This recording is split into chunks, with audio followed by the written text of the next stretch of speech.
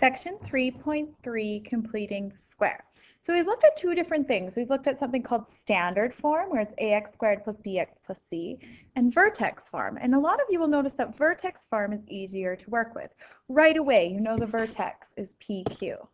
Okay, whereas in standard form, we have to take the vertex. We know that the x coordinate of the vertex is negative b over 2a. So we have to sub in the values. And then to get the y coordinate, then whatever we get here, we then sub back in. So as you can see, a lot messier to get that vertex. So completing the square is taking standard form and changing it into vertex form. Okay, and it's going to be very similar to the process that you actually used with the algebra tiles when you actually made a square. So to convert a quadratic function from a standard form to vertex form, use the algebraic process called completing the square. We saw it not algebraically, we actually saw it geometrically, where we actually worked with squares as well. So you take the standard forms. Then the first thing you have to do is group the first two terms. Number one, factor out the leading coefficient if a is not equal 1. So they grouped these first two terms and they said, well, a is not 1, so we need to factor out a 5. Done. Then we have to add, then subtract the square of half of the coefficient of the x term, or b, to create a perfect square trinomial. So they took half of negative 6, which is 3, squared it is 9. They added it and they subtracted it. Why? For equality's sake. Remember, if you have 4 equals 2 plus 2, I can't just add 17. I could go plus 17 minus 17.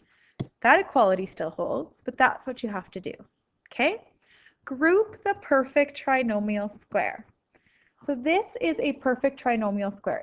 We created it to be a perfect trinomial square. This is the same as x minus 3 squared. Notice minus 3 is half of that number there. So this is how we created it. We created this beast. Rewrite, then simplify. This is where kids make mistakes. Warning, mistakes are going to be made. Okay? So you take this negative 9 becomes negative 45 because you have to distribute. Okay, so you change that to negative 45, you combine those last terms. This is now vertex. I can see really easily that the vertex here is 338, 3 negative 38. Okay, and we're going to use this to solve problems. So let's try something. Rewrite each function in vertex form by completing the square. State the vertex. Y equals x squared minus 8x plus 13. First thing we do is we group the first two terms. Then we factor out, if we can, anything that's in front of the x squared. Nothing there. Now we need to complete the square. So we take half of negative 8. Half of negative 8 is negative 4. We square that, we get 16. So I add 16 and I subtract 16. I have to do both. Okay, now I rewrite this part that I've created as a perfect trinomial square. This is x minus 4 squared. I've created it. I added a very special number, so I had exactly that because I am completing the square. What I'm left with, I still have this minus 16 and this plus 13, which I seem to be wanting to forget. This is equal to x minus 4 squared. Combine those things, minus 3. My vertex is 4, negative 3. Okay, let's try the next one. The next one's a really good example. Y is equal to negative 2x squared plus 12x. You guys will notice that I have a very short memory. Plus 2. First of all, group the first two terms. Step 2, factor out what's in front of the x squared. So I have negative 2. X squared minus 6x. Here's another spot you're going to make a mistake. People will forget to factor it out from both of them. So I divided, in essence, both of them by negative 2. Okay?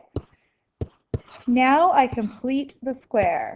X squared minus 6x. I take half of negative 6. Half of negative 6 is negative 3. I square it is 9. So I go plus 9 and I go minus 9. Whoa, that's a funny 9. Plus 2. Then I rewrite as a perfect square. I created this perfect square. I did it on purpose. X minus 3 squared. Okay, I still have, oh, I should put a bracket here. I still have the minus 9 there. Plus 2. Now I have to distribute that -2 to that -9. So -2x minus 3 squared, -2, -9, it's like plus 18 plus 2. So I have -2x minus 3 squared plus 20. Okay, my vertex is going to be 3 and 20. That is my vertex. These only work, you only get good at completing the square by doing a lot of questions. Okay, practice makes perfect. Checking your answer book along the way.